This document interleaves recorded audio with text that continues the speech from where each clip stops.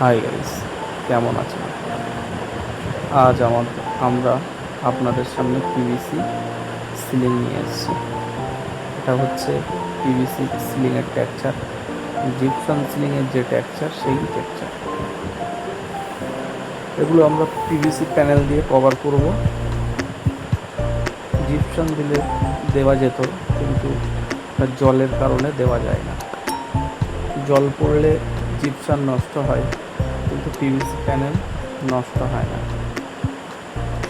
আর রং করতে হয় না, পুট্টি করতে হয় না, এখানে অনেকটা খরচ বেঁচে যায়।